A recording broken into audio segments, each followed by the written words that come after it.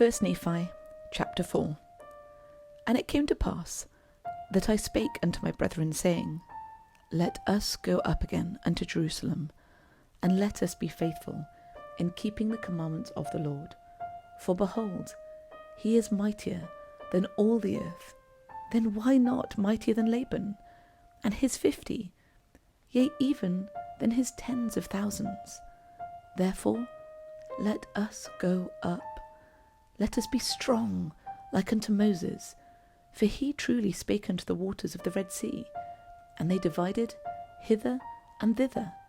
And our fathers came through out of captivity on dry ground, and the armies of Pharaoh did follow and were drowned in the waters of the Red Sea. Now behold, ye know that this is true, and ye also know that an angel has spoken unto you. Wherefore can ye doubt? Let us go up. The Lord is able to deliver us, even as our fathers, and to destroy Laban, even as the Egyptians. Now, when I had spoken these words, they were yet wroth, and did still continue to murmur. Nevertheless, they did follow me up, until we came without the walls of Jerusalem. And it was by night, and I caused that they should hide themselves without the walls. And after they had hid themselves, I, Nephi, crept into the city, and went forth towards the house of Laban.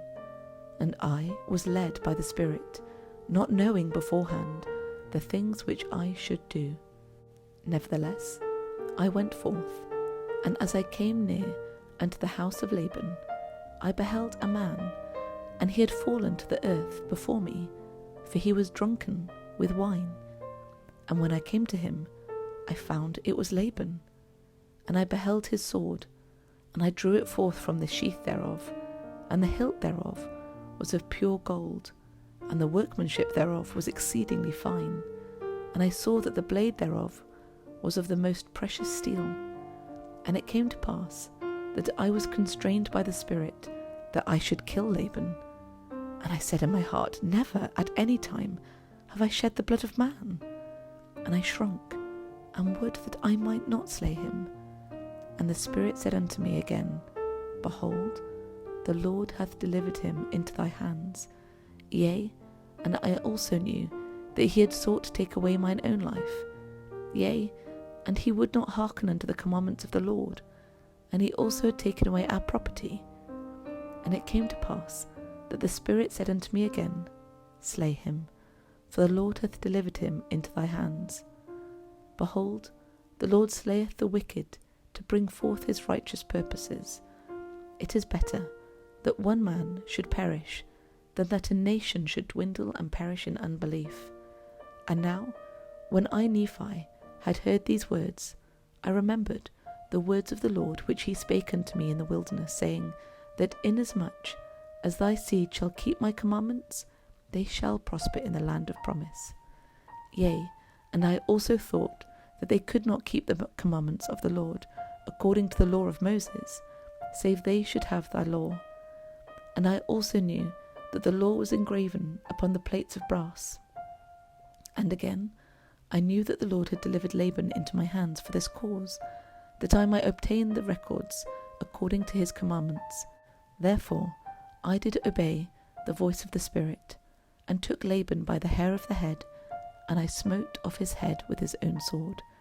And after I had smitten off his head with his own sword, I took the garments of Laban, and put them upon mine own body, yea, even every whit, and I did gird on his armour about my loins.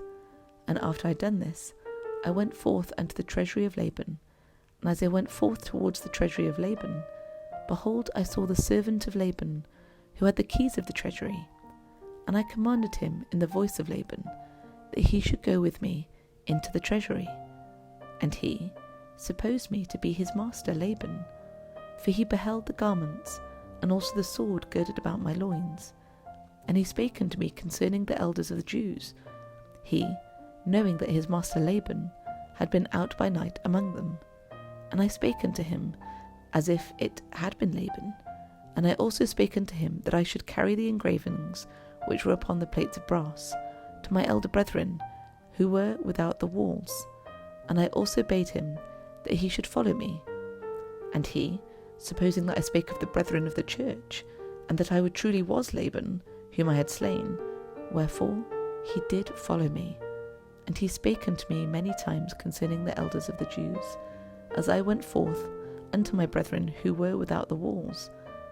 And it came to pass that when Laman saw me, he was exceedingly frightened, and also Lemuel and Sam, and they fled from before my presence, for they supposed it was Laban, and that he had slain me, and had sought to take away their lives also. And it came to pass that I called after them, and they did hear me, wherefore they did cease to flee from my presence. And it came to pass that when the servant of Laban beheld my brethren, he began to tremble, and was about to flee from before me, and return to the city of Jerusalem. And now I, Nephi, being a man large in stature, and also having received much strength of the Lord, therefore I did seize upon the servant of Laban, and held him, that he should not flee. And it came to pass that I spake with him, that if he would hearken unto my words, as the Lord liveth, and as I live, even so that he would hearken unto our words, we would spare his life. And I spake unto him, even with an oath, that he need not fear, that he should be a free man, like unto us, if he would go down into the wilderness with us. And I also spake unto him, saying, Surely the Lord hath commanded us to do this thing, and shall we not be diligent in keeping the commandments of the Lord? Therefore, if thou wilt go down into the wilderness to my father, thou shalt have place with us. And it came to pass that Zoram did take courage at the words which I spake. Now Zoram was the name of the servant, and he promised that he would go down into the wilderness unto our father. Yea, and he also made an oath unto us, that he would tarry with us from that time forth. Now we were desirous that he should tarry with us for this cause, that the Jews might not know concerning our flight into the wilderness, lest they should pursue us and destroy us.